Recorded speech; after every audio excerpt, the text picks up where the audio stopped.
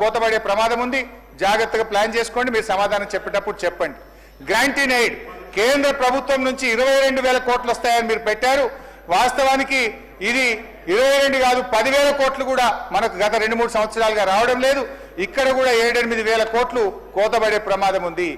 Non tax revenue అంటే భూముల అమ్మకం 31,618 కోట్లు పెట్టారు. ఇప్పటికే రియల్ ఎస్టేట్ స్లో డౌన్ అయింది. ఈ 31,618 కోట్లు నాన్ ట్యాక్స్ రెవెన్యూలో రావడం కూడా ఇది అన్రియలిస్టిక్ ఎస్టిమేట్ అధ్యక్ష. ఇక్కడ కూడా 10-15,000 కోట్లు తగ్గే అవకాశం ఉంది. దయచేసి చూసుకోండి అని చెప్పి మనవి చేస్తా ఉన్నా. అంటే బడ్జెట్ అంచనాలు అధ్యక్ష, మీరు 2024-25లో పెట్టిన దాంట్లో 60-70 తక్కువ వస్తుందని ముఖ్యమంత్రి గారే చెప్పారు. మళ్ళీ ఈ సంవత్సరం పెంచి 3,04,000 కోట్లు పెట్టారు అధ్యక్ష. అంటే నేను ఆ రోజు కూడా చెప్పిన 24-25లో మీరు పెట్టింది వాస్తవిక బడ్జెట్ కాదు అని ఆ రోజు చెప్పిన, ఇవాళ కూడా చెప్తున్నా 2025-26లో మీరు పెట్టిన 3,04,000 కోట్ల రూపాయల బడ్జెట్ ఇది అవాస్తవిక బడ్జెట్ తప్ప ఇది రియలిస్టిక్ గా లేదు అని చెప్పి మీ ద్వారా నేను వారికి తెలియజేస్తున్నా అధ్యక్ష. ఇకపోతే అధ్యక్ష అరే చేస్తా భాయ్ సార్ చేస్తున్నా చేస్తున్నా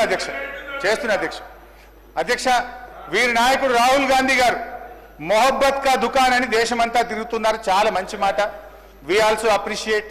కానీ అధ్యక్ష రాష్ట్రంలో రేవంత్ గారి పాలనేమో నఫరత్ కా మకాన్ గా మారిపోయింది అధ్యక్ష. తెలంగాణలో ఇందిరమ్మ రాజ్యం వస్తుందంటే జనం ఏమనుకున్నారు అధ్యక్ష, మంచి లాభం అయింది అనుకున్నారు. కానీ ఇవాళ ఎమర్జెన్సీ నాటి పరిస్థితులు, నిర్బంధాలు, అణిచివేతలు కనబడుతున్నాయి. 7వ గ్యారంటీగా ప్రజాస్వామ్య హక్కులు కల్పిస్తామని చెప్పారు. 6 గ్యారంటీలకు ఏమైందో కానీ 7వ గ్యారంటీ మాత్రం అధ్వాన్నమైనటువంటి గతి పట్టింది అధ్యక్ష. ప్రశ్నిస్తే అరెస్టులు, నిరుద్యోగులు నిలదీస్తే లాఠీ చార్జీలు, మా భూముల్లో ఫార్మా పెట్టొద్దంటే లంబాడి బిడ్డలపై లాకప్ హింసలు, లంబాడి రైతులకు బేడీలు, ఉస్మానియా యూనివర్సిటీ విద్యార్థులు నిరసన చేసే హక్కును కూడా ఈరోజు తొలగించారు అధ్యక్ష. ఎన్నికల ముందు ప్రజలారా స్వేచ్ఛగా పోరాడండి అన్నారు. ఇప్పుడేమో మాట్లాడితే ప్రతి వారిని చావుగొట్టే పరిస్థితి ఉంది అధ్యక్ష నేను ఒక్కటే చెప్తున్నాను అధ్యక్ష, ఇవాళ పసిపిల్లలు తమ పుస్తకాలు తీసుకొని ఇవ్వకుండా ఇండ్లు కూలగొడుతున్నారు. లైబ్రరీలో చొరబడి పోలీసులు విద్యార్థుల వీపులు వాసేదాకా కొడుతున్నారు అధ్యక్ష. శాసనసభ బయట ప్రశ్నిస్తే జైళ్లలో పంపిస్తున్నారు, శాసనసభలో ప్రశ్నిస్తే సస్పెండ్ చేసి బయటకు వెళ్ళగొడుతుంది అధ్యక్ష ఈ ప్రభుత్వం. అధ్యక్ష ఇవాళ రేవంత్ రెడ్డి గారిని ఎన్నుకున్న ఒకే ఎర్రర్ ఇవాళ ఈ రాష్ట్రంలో టెర్రర్ గా చూపిస్తున్నటువంటి పరిస్థితి ఉంది అధ్యక్ష. ఈ రాష్ట్ర క్రైమ్ రేట్ అధ్యక్ష నేను చెప్పలే, రాష్ట్ర డీజీపీ గారే చెప్తున్నారు. ఈ రోజు రాష్ట్రంలో శాంతి భద్రతలు క్షీణించినాయి. గత సంవత్సరం కంటే 24% క్రైమ్ రేట్ పెరిగిందని మీరు పెట్టుకున్న డీజీపీ గారే ఈ రోజు చెప్తా ఉన్నారు అధ్యక్ష. లాస్ట్ అధ్యక్ష 5 నిమిషాలు ముగిస్తాను. 5 నిమిషాలు 5 minutes అధ్యక్ష. హరీష్ రావు గారు నేను ముగిస్తున్నా అధ్యక్ష. Just 5 minutes I'm concluding 5 minutes అధ్యక్ష. కొన్ని మంచి సూచనలు ఇచ్చి ముగిచేస్తా అధ్యక్ష.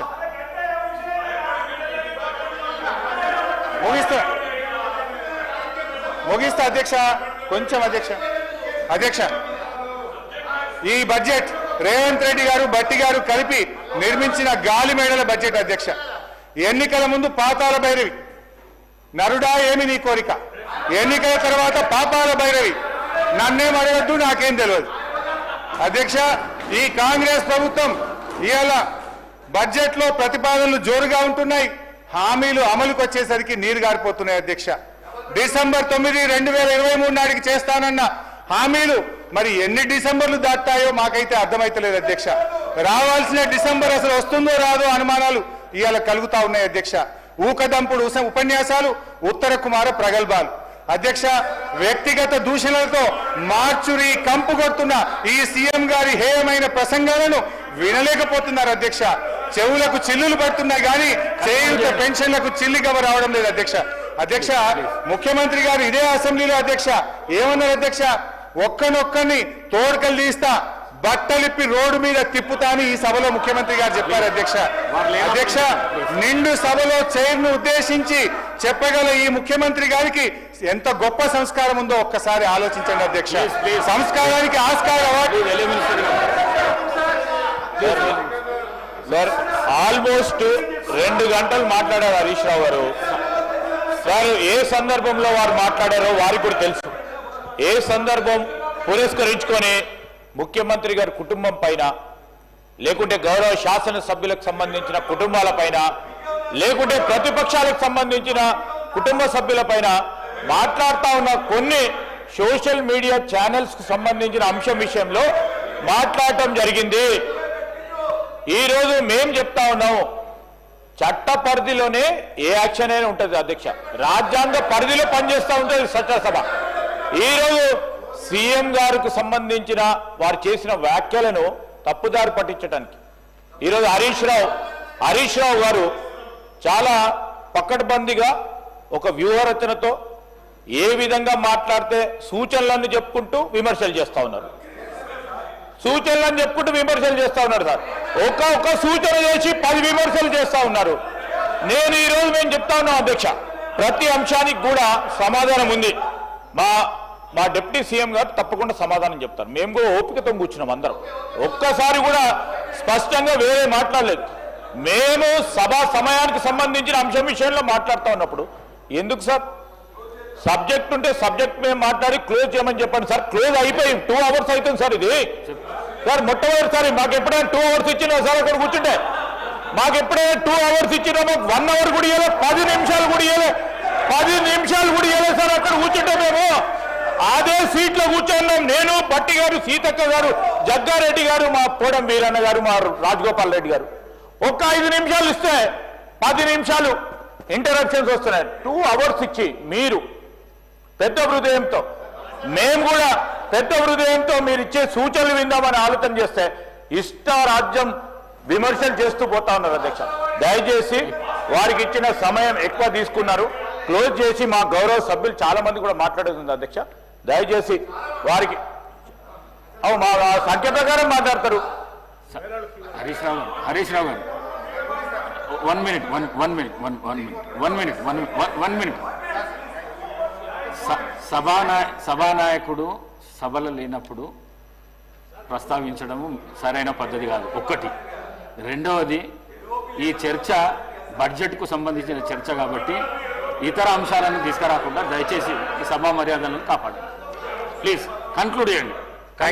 Thank you speaker sir. అంటే నేను కూడా ఏం ఆరోపణలు చేయలేదు అధ్యక్ష. వారు సభలో అన్న మాటను ఉచ్చరిస్తూ మాట్లాడాను. సంస్కారం అనేది ఎంత గొప్పగా ఉందని చెప్పే ప్రయత్నం చేసిన. అసలు సంస్కారానికి ఆస్కార్ అవార్డు లేదు, కానీ ఉంటే గింటే అది గౌరవ ముఖ్యమంత్రి గారికి ఇవ్వచ్చు అని చెప్పే ప్రయత్నం చేసిన అధ్యక్ష. అధ్యక్ష నేను ఒకటే అంటున్నా అధ్యక్ష, వీళ్ళు అధికారంలోకి వచ్చి 16 నెలలు అయింది అధ్యక్ష. ఎంతసేపు బీఆర్ఎస్ ను తిట్టుకుంటా, ఎంతసేపు ప్రతిపక్ష నాయకుడి మీద ఆడిపోసుకుంటేనే కాలం గడుపుతారు అధ్యక్ష. ఇవాళ ప్రజలు ఏమంటున్నారు అధ్యక్ష, ఇంకా ప్రతిపక్ష నాయకుడినో బీఆర్ఎస్ ను తిట్టడం మానండి, మీ హనీమూన్ పీరియడ్ అయిపోయింది, 2వ బడ్జెట్ ను కూడా ప్రవేశపెట్టారు, మీరు ప్రజలకిచ్చిన హామీలు అమలు చేయండి మహాప్రభు అని రాష్ట్ర ప్రజలు మిమ్మల్ని కోరుకుంటా ఉన్నారు. నేను కోరేది ఒక్కటే అధ్యక్ష, ఇలా మీరు పూర్తి స్థాయిలో పెట్టగలిగే బడ్జెట్లు 4, అలా 2 అయిపోయినాయి, అంటే సగం అయిపోయినాయి. ఇక 2 బడ్జెట్లు ఉన్నాయి. అయితే మిగిలిన 2 కూడా ఇట్లనే మీరు పుణ్యకాలం ఇట్లే చేస్తే కరిగిపోతుంది అధ్యక్ష. దయచేసి ఇప్పటికైనా ప్రజలకిచ్చిన హామీలు అమలు చేయండి. ఇవాళ మీరు ఈ ప్రతికూల పాలసీలు, ప్రతీకార రాజకీయాల వల్ల రాష్ట్ర ఆర్థిక వృద్ధి రేటు మీద నెగటివ్ ప్రభావం చూపుతా ఉంది. రాష్ట్ర ఆదాయం తగ్గుతా ఉంది. ఇప్పటికైనా మేల్కొనకపోతే రాష్ట్రం ముందు మరింత గడ్డు పరిస్థితిని ఎదుర్కోవాల్సిన పరిస్థితి ఏర్పడుతుంది. జనరల్ ఏమంటారు అధ్యక్ష, రాజ్యం అసమర్థమైందిగా మారినప్పుడు ప్రజలపైన అణిచివేత ప్రయోగిస్తుంది. ఇవాళ ఈ ప్రజల అనుభవంలో ఏముందంటే ముఖ్యమంత్రి గారి తిట్లు, పోలీసు వాళ్ళ కోట్లు, అక్రమ కేసులు తప్ప ఏం కనబడతలేవు అధ్యక్ష. కేసీఆర్ గారి పాలనలో ప్రజా సంక్షేమాన్ని, అభివృద్ధిని చవిచూస్తుంటే మీరు కొత్త ఆశలు రేపారు. మిమ్మల్ని నమ్మిన పాపానికి జనాన్ని కాటగలిపారు. వైకుంఠపాలిలో పెద్దపాము మింగినట్టు అయిపోయింది అధ్యక్ష. ఆ మార్పు ఏమిటో జనానికి తెలిసిపోయింది. జనం తీర్పు ఏమిటో ఓట్ల రూపంలో తెలవడానికి ఇక కొంత సమయం మిగిలింది అధ్యక్ష. ఒకటే నిమిషం అధ్యక్ష, 1 మినిట్ ప్లీజ్. ఒకటే నిమిషం అధ్యక్ష. ఒక చిన్న కథ చెప్పిన ఉపన్యాసాన్ని ముగిస్తా అధ్యక్ష. ఓన్లీ 1 మినిట్ అధ్యక్ష. పంచతంత్రంలో చిన్నయ్య సూరి గారు చెప్పిన కథ అధ్యక్ష. ఇది పంచతంత్రంలో చిన్నయ్య సూరి గారు చెప్పిన కథ అధ్యక్ష. ఒక నక్క ఆహారాన్ని వెతుకుంటూ ఊర్లోకి వచ్చిందట అధ్యక్ష. అక్కడ రజకులు ఉపయోగించే నీలి రంగు ఉన్న తొట్టిలో పడిపోయింది. ఆ నక్కకి ఏమైపోయింది, ఆ తొట్టిలో పడితే ఆ నక్క ఒంటి నిండా నీలి రంగు అంటుకున్నది. ఆ నీలిరంగు అంటుకున్న తర్వాత అది మళ్ళీ అడవిలోకి పోయింది. ఇదేదో కొత్త జంతువు అనుకొని అడవిలో ఉన్న జంతువులన్నీ భయపడ్డాయట అధ్యక్ష. ఈ నక్క కూడా ఇదేదో బాగుంది, అందరు నాకు భయపడుతుందని నేను దేవుడు పంపిన దూతను ఈ రోజు నుంచి నేనే మీకు రాజును అని ఆ నక్క అన్నదట అధ్యక్ష. జంతువులు భయంతో అంగీకరించాయి. ఆ నక్క జంతువులను అనేక రకాలుగా కష్టపెట్టే భరించాయి అధ్యక్ష. ఒకరోజు ఆ నక్క పెద్ద సభ పెట్టింది, కొత్త చట్టాల గురించి చెప్తుంది. అంతలోనే పెద్ద వర్షం పడి ఆ నక్క అంటిన నీలిరంగంతా కరిగిపోయింది. నక్క నిజస్వరూపం బయటపడ్డది. మాయ మాటలతో మారువేషాలతో పెట్టే భ్రమలు ఎక్కువ కాలంలో నిలవదు అన్నది ఆ యొక్క నీతి సూత్రం అధ్యక్ష. వీళ్ళ మాయ మాటలు కూడా ఎక్కువ కాలం నిలవవు. వీళ్ళ మాటలు, వీళ్ళ యొక్క నీతి ఈ రాష్ట్ర ప్రజలకు అర్థమైపోయింది. జై తెలంగాణ, జై కేసీఆర్. బాలు నాయక్ గారు.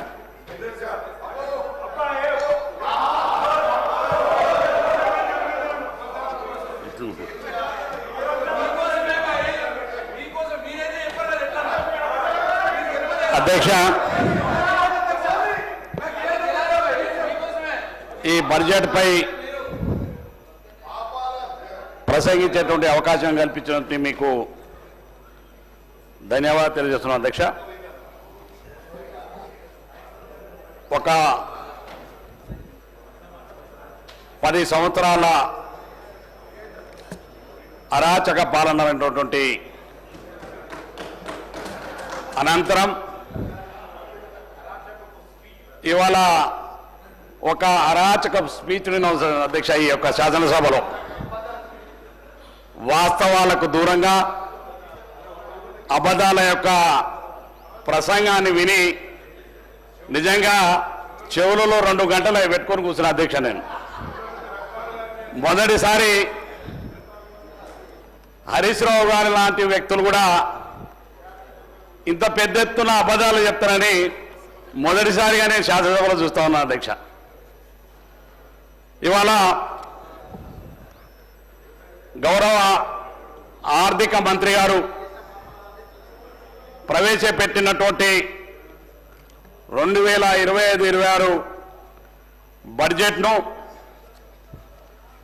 మరి ఒక ప్రజారంజకమైనటువంటి బడ్జెట్ని బడుగు బలహీన వర్గాల పేద వర్గాలకు సంబంధించినటువంటి బడ్జెట్ని ఇవాళ గౌరవ డిప్యూటీ సీఎం గారు, ఆర్థిక మంత్రి గారు, గౌరవ ముఖ్యమంత్రి రేవంత్ రెడ్డి గారి నాయకత్వంలో ఈ బడ్జెట్ను ప్రవేశపెట్టడం జరిగింది అధ్యక్ష. గత పాలన మీరు చూసినారు అధ్యక్ష, ప్రాజెక్టుల పేరుతో అడ్డగోలుగా బొక్కేయడం కాదు అధ్యక్ష పరిపాలన అంటే. అదేవిధంగా పరిపాలన అంటే అధికారాన్ని అడ్డం పెట్టుకొని ప్రభుత్వ భూముల్లో రియల్ ఎస్టేట్ వ్యాపారం చేయడం కాదు అధ్యక్ష ప్రజాపాలన అంటే. పరిపాలన అంటే పరీక్ష పేపర్ల లీకేజీల ద్వారా పబ్లిక్ సర్వీస్ కమిషన్ పాలకులు తమ యొక్క అడ్డగోలు సంపాదన కేంద్రాలుగా మార్చడం కాదు అధ్యక్ష పరిపాలన అంటే. పరిపాలన అంటే పరివారానికి, సంతానానికి లిక్కర్ స్కాములు, విద్య నేర్పడం కాదు అధ్యక్ష పరిపాలన అంటే చెప్పి ఈ సందర్భంగా తెలియజేస్తున్నాను అధ్యక్ష. అదేవిధంగా నిధులు నియామకాల కోసమే తెలంగాణ రాష్ట్రం ఏర్పాటం అవశ్యమైంది. ఈ అంశాలే నాటి అమరవీరుల పోరాట ప్రతిమకు ఊపిరి ఉదయ అధ్యక్ష.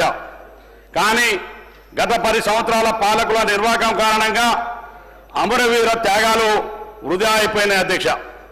అదేవిధంగా స్వరాష్ట్రం సిద్ధి ద్వారా బంగారు కళల సాకారం అవుతాయి అనుకున్న తెలంగాణ సమాజపు కళలు కళ్ళలయ్యే అధ్యక్ష.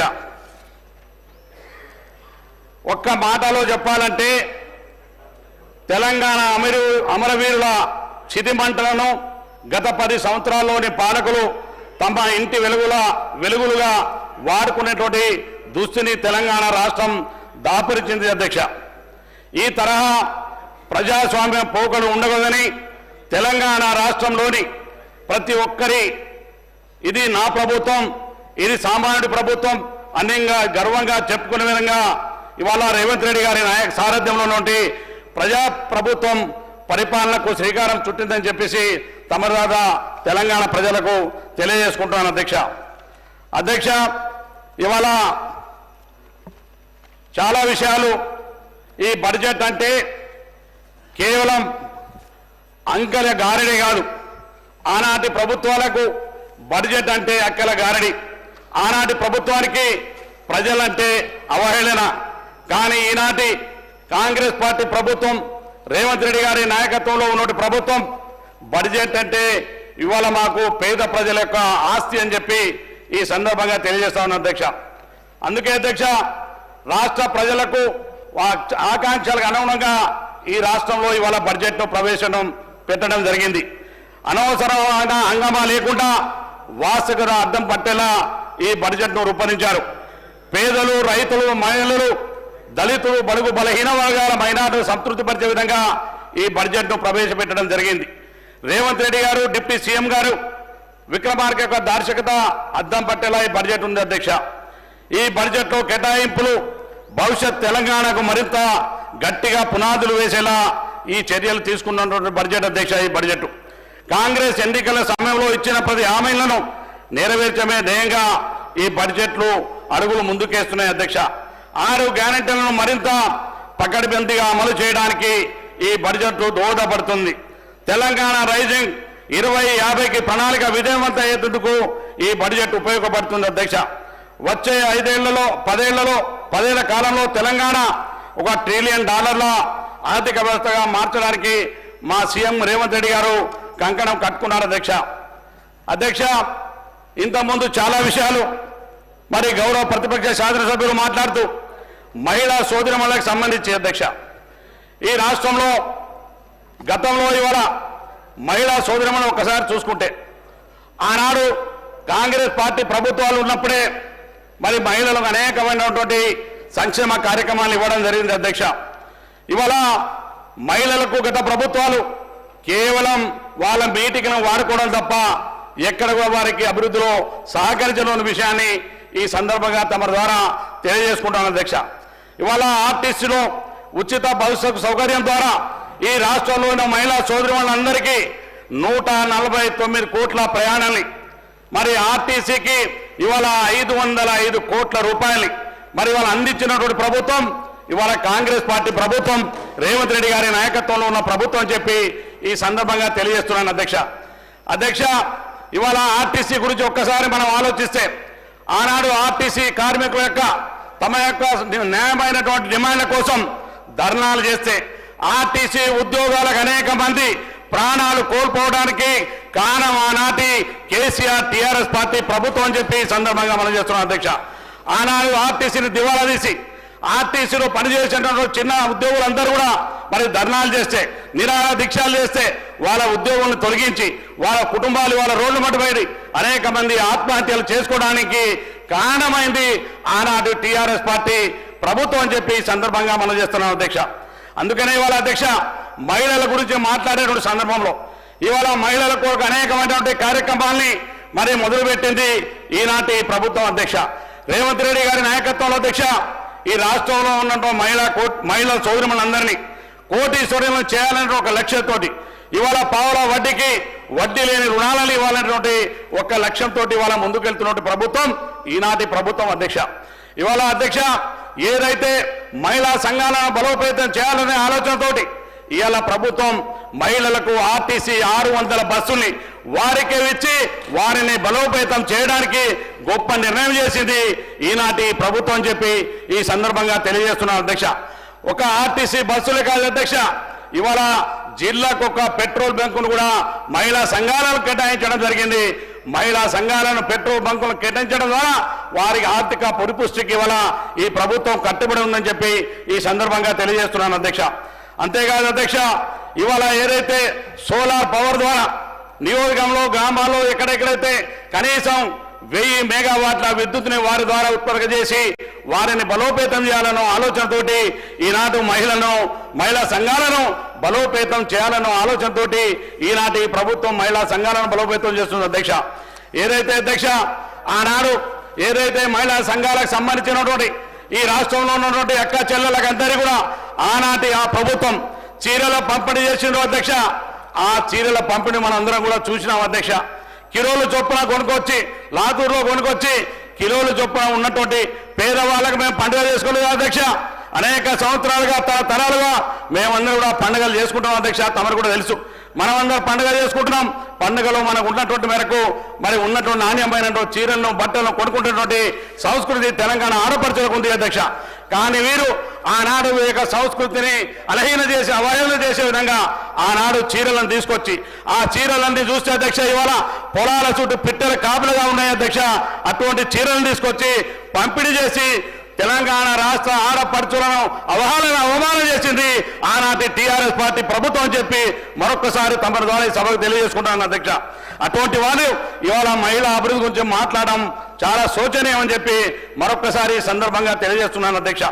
అదేవిధంగా అధ్యక్ష ఇవాళ ఆనాడు యూపీఏ ప్రభుత్వం శ్రీమతి సోనియా గాంధీ గారు ఈ దేశంలో ఉన్న ఆడపడుచులందరూ కూడా కట్టెల పొయ్యిల మీద వంట చేయడం ద్వారా వారి ఆరోగ్యం పాడవుతుంది, క్యాన్సర్ వ్యాధులు వస్తున్నాయని, ఊపిరితిత్తుల వ్యాధులు వస్తాయని ఆనాడు మన్మోహన్ సింగ్ గారికి నాయకత్వం ఉన్నటువంటి యూపీఏ ప్రభుత్వం మరి ఆనాడు అనేకమైనటువంటి కార్యక్రమాల అమలులో భాగంగా ఆనాడు ఆ ప్రభుత్వం 400 రూపాయలకే మనం అందరం పంపిణీ చేసాం అధ్యక్ష.